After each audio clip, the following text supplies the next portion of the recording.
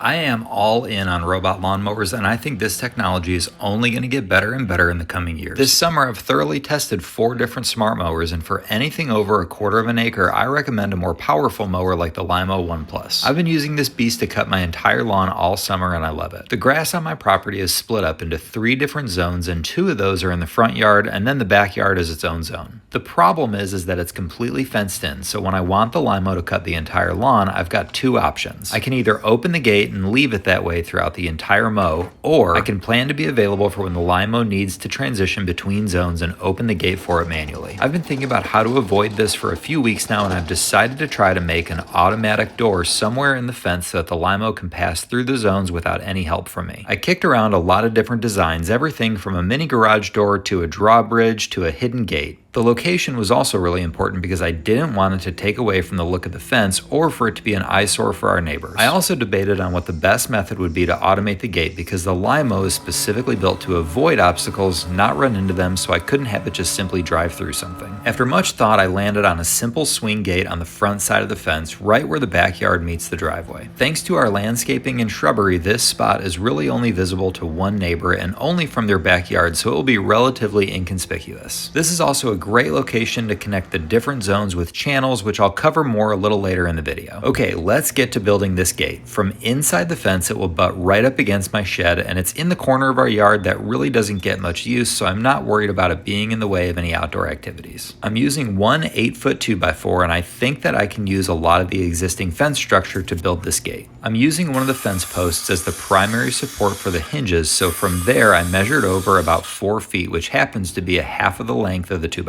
You can see how these fence sections are built with 3 horizontal supports between the posts, and that's what the pickets are nailed to. I cut the remaining 4-foot section in half, and then I was left with 2 2-foot sections, and this is what I'll use to build the frame of the gate. I'm using pocket holes to secure the frame together, and a little jig like this is a great tool for any DIYer to have. You can adjust the depth depending on the thickness of the material you're using, and it's just a really versatile tool to have around the house for simple builds like this. I used pocket screws to construct the frame, and you see how I'm using the bottom horizontal support as an integral part of the gate, just like the post on the left will be. The middle and top supports will remain intact and continue to hold up the rest of this section of the fence. Once the frame was built, I used a reciprocating saw to cut the bottom support and then moved to the other side of the fence where I cut up the one picket that's attached to the post. This is where the hinges will go, but first I marked out where the top of the gate will be, and you can see how that will be right below the nails that attach the pickets to the middle support. Before making that cut, I went ahead and attach the hinges to the fence along the vertical cut that I just made. That way it'll stay in place while I make the top cut.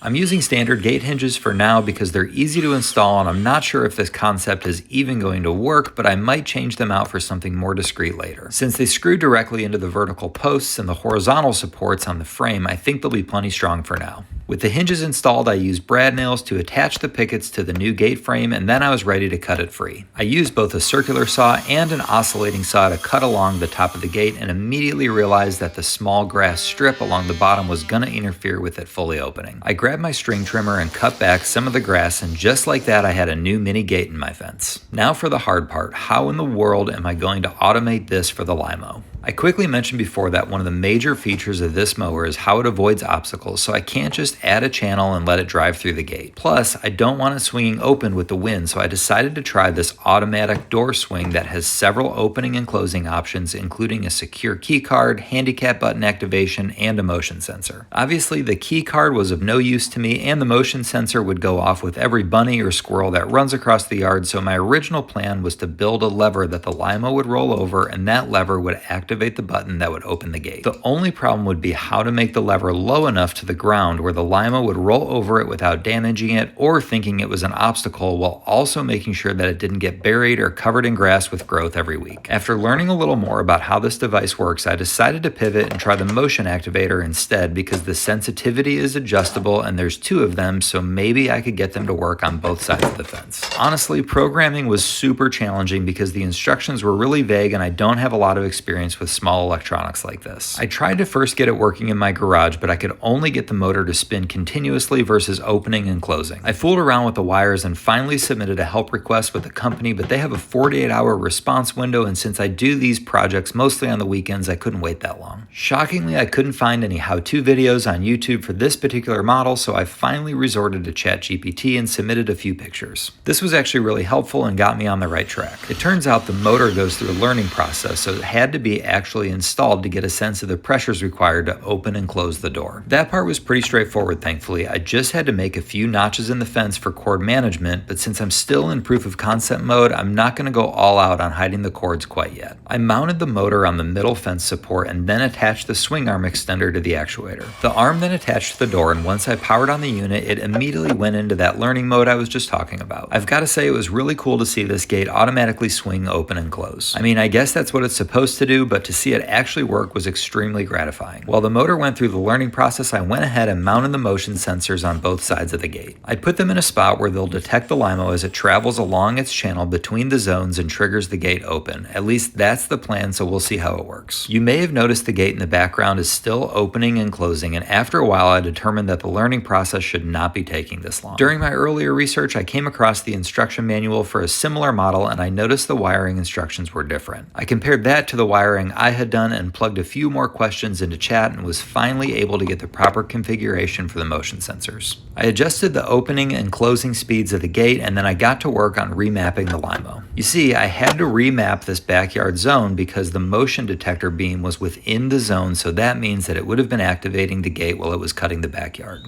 Thankfully, this is super easy with the Lymow app and only took a couple of minutes to reborder the backyard and maneuver around the motion sensor. Then I could make a new channel that goes through the gate and made sure that it passed under both sensors, and that way the Lymow triggers the door open when it's headed to the front yard and when it's coming back to recharge or when it completes the mow. I also adjusted the gate speed, and I made it open as fast as possible and close as slowly as possible to give the mower enough time to pass through each way. Okay, with the required mapping complete, it was time to test out how this contraption works, and I felt a little bit like I had built one stage of an elaborate Rube Goldberg course. The Lymow is currently in one of the front yard zones, so I told it to go back to the charging dock, and it followed the channel I just created all the way back to the gate. The suspense was killing me here to see if it was going to work, and I had no reason to believe that it wouldn't, but you never know on something like this. As the mower got close to the gate and rolled under the sensor, nothing happened. Not gonna lie, I was a little disappointed, but then I remembered that the sensitivity on the sensor was turned all the way down. Not a big deal, I increased it a little and set the Lymow back on its course, and the gate activated just like I thought it would. Hallelujah! The Lymow made it through the opening, and while I can probably adjust the opening time a little bit, I know that once it's within the swing of the gate, it will work as intended. Okay, let's try it again. I told the Lymow to go ahead and cut one of the front yard zones, and it was a beautiful sight to watch it activate the sensor and navigate through the gate perfectly as intended. Obviously, I wouldn't have gone through all this trouble if I didn't absolutely love the Lymow One Plus. Not only is the cut quality right up there with any high-end riding mower, but this machine is an absolute beast. One of the downsides of robot mowers like this is that they can get stuck, but the skid steer type treads make that a non-issue for the Lymow. I also love the 16-inch cut width and the speed that lets it cut my entire third of an acre lawn in just about 2 hours. The app is user-friendly and packed with customizable features that make the Lymow a perfect solution for almost any property. Because of this, I had no hesitation about cutting a hole through my fence to get a fully automated lawn cutting system. I'll put a link to the Lymow One Plus in the description below so you can check them out if you're thinking about getting one for yourself. That about does it for this video, so be sure to subscribe and hit the bell notifications to see the next thing that I build, and let me know in the comments what you think about this one, or if you have any other suggestions on how I could make it better. Or let me know your take on robot mowers and other automation that we're seeing more and more of these days. What do you like? What don't you like? And what is the world going to look like when robots like this and AI truly come together? I'm an optimist, so I think it will be for the better, but let me know what you think in the comments below. And with that, I will see you all on the next one.